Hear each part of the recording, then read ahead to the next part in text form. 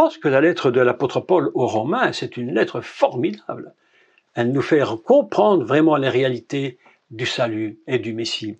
Donc je relis 4, car Mashiach est la fin de la Torah, c'est-à-dire la fin des efforts de la Torah, pas l'annulation. Sinon, parce que Jésus a dit, il ne disparaîtra pas un seul trait de lettre, pas même un yod, rien ne disparaît. On l'a dit souvent, n'est-ce pas? Nous l'avons souvent dit ensemble. S'il disparaît une lettre de la Torah, un yod de la Torah s'effondre. Oui, oui.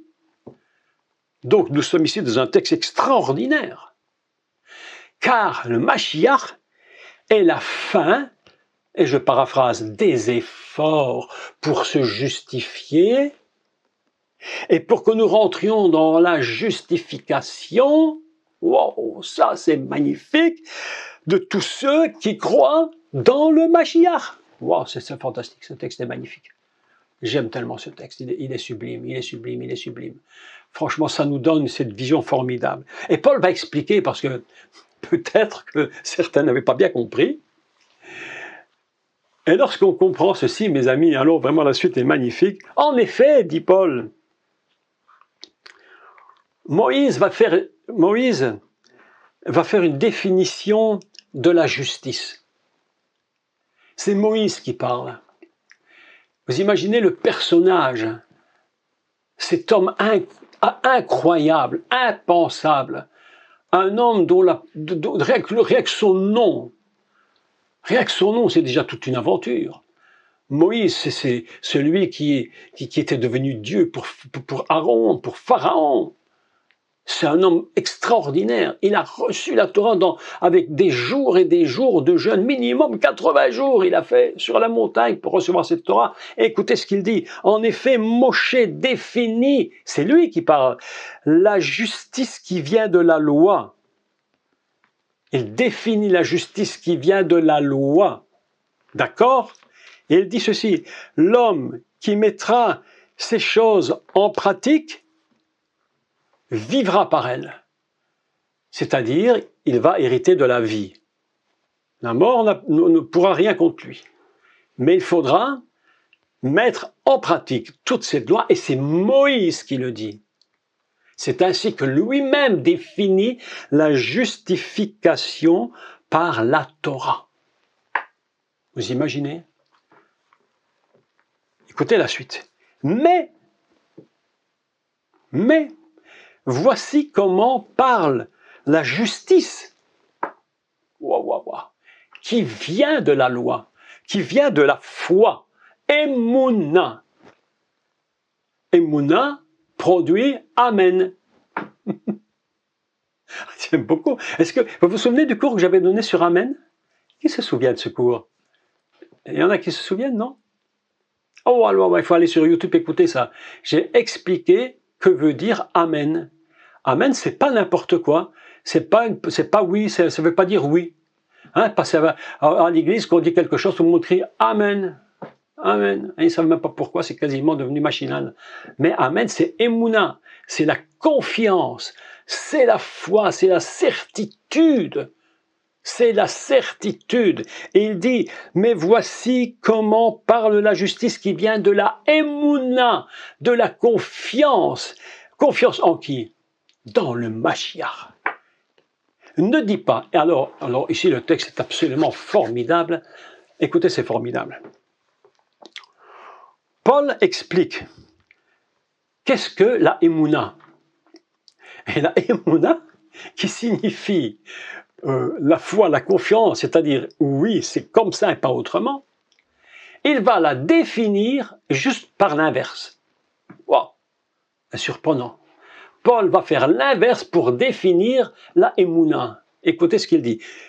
Donc, mais voici comment parle la justice qui vient de la Emouna, ne dit pas. Quand j'ai relu le texte, je me suis dit, c'est bizarre, pourquoi il ne dit pas, dis plutôt ceci, dis plutôt cela. Mais il dit non, ne dis pas. La Emouna, avant de dire quelque chose, c'est de surtout ne pas dire. C'est assez incroyable. Ne dis pas. Moi, je ne sais pas, il me semble que j'aurais dit la justice qui vient par la émouna, par la foi, j'aurais dit dis ceci, dis cela. Paul dit juste le contraire. Il dit, écoute-moi bien, Paul dit, voici comment parle la justice qui vient de la émouna, ne dis pas en ton cœur. Qui montera au ciel? C'est en faire descendre le Messie. Ne dis pas qui montera. Mes amis, écoutez bien ce que je vais vous dire. N'essayez pas d'atteindre le ciel. N'essayez pas d'atteindre par la force le ciel, vous n'y arriverez pas. C'est pas ça la foi. N'essayez pas de faire descendre le Seigneur. Mais mes amis, le Seigneur, il est où? Il est dans ton cœur. N'essaye pas de chercher à faire venir le salut. Ça, c'est par la force. C'est pourquoi elle dit la émouna. Ce n'est pas de dire, mais c'est de ne pas dire. Qui montera là-haut? Qui fera tous ces efforts pour essayer d'atteindre là-haut le but et essayer de faire descendre le Messie? J'aime toujours raconter cette même histoire que j'ai déjà dit 1 million de fois. Laissez-moi la dire 1 million et une fois encore. C'est cette histoire du rabbin, de cet élève qui va voir son rabbin et puis son maître de Torah, et il va dans la yeshiva et il lui dit, mais maître, qui dit, vraiment, vous avez atteint un niveau extraordinaire. J'ai l'impression que vous avez atteint le 10e niveau. Vous savez que les maîtres des Indes nous disent que pour atteindre le tout en haut, le plus haut sommet, il y a 10 niveaux. Bon, c'est une explication qui vaut ce qu'elle vaut. Mais enfin, on comprend très bien ce que ça veut dire. Nous, on est habitués maintenant à ce genre de réflexion. Donc les 10 niveaux, même le 10e niveau, c'est impossible à atteindre. Mais l'élève va voir son rabbi et lui dit, écoute, maître, là franchement, vous êtes tellement arrivé à un tel niveau, mais c'est incroyable, vous êtes au 10e niveau. Et son maître lui répond, mais mon pauvre ami, mais j'ai même pas atteint le premier. C'est impossible. Et mes amis, on peut étudier la Torah tant qu'on veut, on peut faire tout ce qu'on veut. Essayez de monter le plus haut possible pour chercher le Mashiach, parce que c'est lui le salut. Et c'est ce qu'il cherche, à monter, mais en essayant de monter, dire on n'y arrive pas, c'est faire descendre Christ, mais on n'y arrive pas. Alors il continue, il dit, mais qui montera au ciel? C'est en faire descendre Christ. Il continue, et il va dire le contraire. Mais si tu n'arrives pas, il continue. J'aime beaucoup la suite, il dit, mais qui descendra dans l'abîme? Si tu ne sais pas monter, alors descends. C'est en faire remonter Christ d'entre les morts. C'est-à-dire le salut, tu cherches le salut, tu descends pour essayer de le faire remonter, mais tu n'y arrives toujours pas. Mes amis, c'est ça que Paul dit. La justification par la foi, avant de dire, surtout, c'est de ne pas dire. J'aurai l'opportunité, fin février, nous serons en Alsace, au Tabor, et le thème c'est la puissance de la parole. La puissance de la parole. Et la puissance de la parole est très grande. Et elle commence par ne pas dire. Et lorsque nous avons appris à ne pas dire, nous allons apprendre à dire. Et vous savez, la parole est si puissante qu'avant même d'être une conversation, la parole est une création. Bereshit bara Elohim, au commencement, Dieu crée. La parole du commencement, elle est créatrice. Avant d'être une conversation, elle crée. Eh bien, la foi, c'est surtout ne dis pas, parce que si tu dis quelque chose de contraire, eh bien, tu vas te mettre dans une situation où tu ne pourras plus sortir du tout de tes problèmes. Ne dis pas qui montera, ne dis pas qui descendra.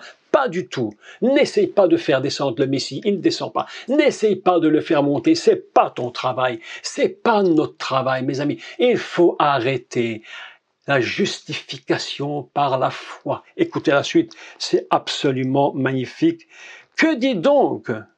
Qu'est-ce que dit donc la parole de Dieu? La parole n'est pas loin de toi. N'essaye pas de monter. Elle n'est pas loin. N'essaye pas de descendre, elle n'est pas loin. Qu'est-ce qu'elle dit la parole? La parole est près de toi, dans ta bouche et dans ton cœur. C'est ça, la justification. C'est cela qui va nous justifier. Et qu'est-ce que nous allons dire de notre bouche? Nous n'allons pas essayer de faire des œuvres pour le salut, parce que ces œuvres pour le salut, dit Paul, elles sont absolument impossibles. Tu te bats, tu te bats, tu te bats et jamais tu n'y arrives. Demain, tu t'es dit, chouette, aujourd'hui je suis un petit peu meilleur qu'hier, et puis après-demain, tu es peut-être un peu moins bon qu'avant-hier. Et là, tu te trouves dans les soucis, et tu te dis, mais qui, et c'est là que Paul crie, mais qui me délivrera de ce corps? C'est le cri de Paul. Mais qui me délivrera? Et il dit, gloire soit rendue en Jésus, en Yeshua HaMashiach. C'est en lui que je suis libéré. C'est en lui. Le secret de la justification par la foi, c'est d'être libéré de nous-mêmes pour obtenir du salut. C'est pourquoi il dit que en Yeshua, c'est la fin de la Torah, pour que nous puissions comprendre ce qu'est la justification. Et c'est pourquoi ce n'est pas la disparition de la Torah, mais c'est la fin des efforts. J'aime Romains 10, parce que ça remet vraiment, on peut dire, les pendules à l'heure. Et c'est pourquoi je dis, faisons très attention. Lorsque nous essayons de retrouver la justice par la loi, en se remettant sous la loi, nous sommes, et c'est Paul est très dur là, il dit, nous sommes, comment il dit, il utilise un mot particulier, nous sommes rejetés, si vous voulez, de la grâce, déchus, parce que ce que Christ a fait pour moi, pourquoi essayerais-je encore de le faire moi-même? Pourquoi essayerais-je? S'il l'a fait, arrêtons d'essayer. Il l'a fait pour nous. Et les œuvres qui seront faites après ne seront plus des œuvres de loi, de Torah, mais ce seront des œuvres que nous allons faire parce que le Seigneur habite en nous et que nous allons le servir par amour.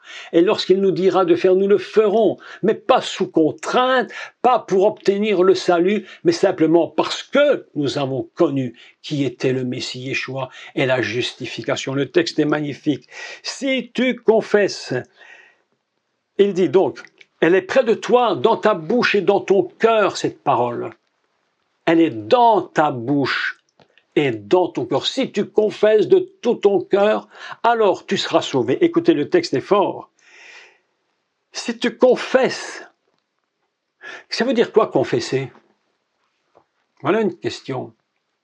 Beaucoup de gens, encore une fois, je vais vous dire, toujours l'esprit négatif, très religieux, confesser. Si tu demandes à quelqu'un de la rue, puisqu'on est dans un monde très catholique, si tu demandes à quelqu'un c'est quoi confesser, ben il va te dire c'est là la confesse. C'est-à-dire que tu rentres dans la petite pièce là, dans le petit truc en bois. D'un côté tu as le prêtre et puis tu as l'autre qui est là, et puis voilà, et tu racontes tes péchés. Et... Alors, vous savez, je ne dis pas même, je veux même pas aller dire que c'est stupide, non pas du tout, parce que les gens ont besoin de se confesser. Il y a une nécessité. Un jour, un prêtre avait dit, vous critiquez, vous les protestants, mais vous savez que si vous saviez ce que nous entendons quand les gens vont à la confesse, vous serez surpris, et les gens ont besoin de se libérer. Mais la confesse, ça veut dire quoi, la confesse? Confesser, c'est quoi? En fait, c'est un mot dont l'étymologie veut dire comme. Je dis comme. Si j'ai péché, je dis comme, oui, j'ai péché de telle chose. Mais si je vais à la confesse et que je dis, voilà ce que Dieu dit et je le dis, c'est aussi confesser. C'est la confesse. Dire ce que Dieu dit, c'est confesser. Donc ce n'est pas que négatif, c'est aussi extrêmement positif. Hein, ce serait formidable que quelqu'un aille un jour à la confesse à l'église, puis qu'il rentre dans ce petit cagibi là, puis qu'il commence à dire au prêtre qu'il l'écoute, voilà, ben aujourd'hui j'ai quelque chose à vous confesser, et il lui sort un beau verset de la Bible. Je ne sais pas si le prêtre serait étonné, il dirait mais vous n'avez pas d'autre à me dire, il n'y a rien d'autre à me dire, vous n'avez pas fait un péché quelconque. Et le gars dit non, je confesse la parole du Seigneur. Eh, ça c'est merveilleux. C'est pourquoi il dit extraordinaire, il dit si tu confesses comme de ta bouche le Seigneur Jésus, je dis comme Dieu dit. Le Mashiach a payé pour moi. Je confesse. Il a payé pour moi. Il a pardonné mes péchés. Il a fait mourir le vieil homme. Il m'a ressuscité avec lui à travers le pardon des péchés. Et je confesse que je suis né de nouveau. C'est la confession. Si tu confesses de ta bouche le Seigneur Yeshua, mais ça c'est formidable. Si tu le confesses, si tu dis comme lui, il dit, et si tu crois dans ton cœur que Dieu l'a ressuscité des morts, parce que tu seras sauvé, parce que le salut dépend de l'œuvre du Messie, mais aussi de la résurrection. Sans résurrection, à quoi sert le salut, je vous le demande? Si nous ne ressuscitons pas des morts, dit Paul, nous sommes les plus malheureux des hommes. À quoi ça sert de croire? Pourquoi croire? Si de toute façon, quand j'ai tout confessé, tout s'arrête. Non, mes amis, si tu confesses de ta bouche, c'est magnifique, le Seigneur Yeshua, et si tu crois dans ton cœur que Dieu l'a ressuscité des morts, alors tu seras sauvé. C'est formidable. Et formidable. Formidable. Car c'est en croyant du cœur, écoutez, qu'on parvient à la justice. Vous avez remarqué que ce texte est complètement écrit pour nous expliquer ce qu'est la justice. C'est ça le texte. Paul est en train d'expliquer la véritable justice. C'est en croyant du cœur qu'on parvient à la justice et c'est en confessant de la bouche qu'on parvient au salut selon ce que dit l'Écriture. Quiconque croit en lui, dans le Mashiach, ne sera pas confus. Mes amis, la confusion vient lorsque nous n'avons pas réalisé que ce n'est pas par la loi, par la force que nous arriverons. Lorsque nous sommes dans le Seigneur, nous confessons de notre bouche. Et il nous parle dans l'esprit. Il nous révèle dans l'esprit. Même lorsque nous étudions la parole et que nous connaissons le Messie, nous n'essayons pas d'aller le chercher là-haut et le faire descendre. Nous n'essayons pas d'aller en bas pour le faire remonter. Mais pas du tout. Il est en nous et nous le laissons nous révéler à sa parole dans notre esprit. C'est ça le secret de la révélation. Je trouve qu'il y a tellement d'efforts inutiles, alors que le Seigneur, nous devrions être tellement plus simples. Oh, j'aime Noé. Vous savez, il était tzaddik betamim. Tamim, vous vous rappelez ce que ça veut dire tamim? Tam, ça veut dire simple. Ne se compliquez pas la tête. Il n'était pas comme tous nos gens d'aujourd'hui, on pique la tête à n'en pas finir. Il était simple. Et comment a-t-il agi? Par la foi. Comment Abraham a-t-il agi? Par la foi. Il savait que ce que Dieu avait dit s'accomplirait. Nous savons que nous sommes justifiés par le Mashiach. Et nous n'avons rien fait pour. C'est simplement par la foi. C'est un fondement. Aujourd'hui, je crois qu'il faut reparler de ces choses à l'Église. Parce qu'il y a un mouvement qui est en train de basculer et qui est dangereux et qui aurait tendance à nous faire repartir dans la loi de Moïse. En nous disant, vous devez remettre en pratique toute la loi, mes amis. Nous sommes dans la justification par le Messie. Et c'est rien d'autre. Il n'y a aucune différence. Beau ça, hein? Il n'y a aucune différence, verset 12. En effet, entre le juif et le grec, c'est-à-dire les non-juifs, tous les autres, aucune différence. Que tu sois juif, que tu ne sois pas juif, la justification est la même. Elle est la même. Puisqu'ils ont tous un même Seigneur qui est riche pour tous ceux qui l'invoquent. car quiconque invoquera le nom du Seigneur sera sauvé. Waouh! Magnifique texte. Magnifique texte. Vous savez, mes amis, je crois qu'aujourd'hui, je suis de plus en plus persuadé que nous avons besoin de remettre des fondements, replacer des fondements. Et c'est important parce que vous savez que lorsque vous avez des immenses ponts qui traversent des mers, qui traversent des lacs, des rivières. L'autre jour, nous sommes partis en Normandie, nous avons passé cet immense pont, là, c'est impressionnant, là. Mais quand tu regardes ce pont, tu te dis, mais une construction gigantesque. Mais les fondements, mes amis, les fondements qu'ils ont mis, je pense qu'il y en a autant en dessous qu'il y en a au-dessus. Et pourtant, c'est immense. Parce que les fondements de la foi chrétienne doivent impérativement être contrôlés. Nous devons vérifier nos fondements. Est-ce que nos fondements sont stables? Est-ce qu'ils ont été endommagés par toutes sortes d'enseignements ou de choses bizarres? Si nous sommes bâtis sur le Messie, il faut contrôler les fondements de la foi. Je vous assure que c'est vrai. Sinon, nous risquons de voir nos doctrines, notre vie s'écrouler subitement. Il faut contrôler. Et Paul dit, ne remettons pas en question la doctrine des baptêmes, la doctrine de la résurrection des morts. Et il va faire l'énoncé. Et mes amis, il faut que nous, les enfants de Dieu, nous contrôlions nos fondements. Parce que si nous ne les contrôlons pas, et qu'ils ne sont pas stabilisés, lorsque les choses viendront de l'extérieur et qu'elles seront fausses, nous risquons de tomber dans le piège et de nous écrouler.